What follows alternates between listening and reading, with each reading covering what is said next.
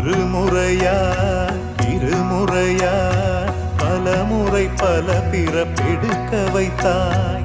புதுவினையா பழவினையா கணம் கணம் தினம் என்னை துடிக்க வைத்தாய். பொருளுக்கு அலைந்திடும் பொருளற்ற வாழ்க்கையும் துரத்துதே.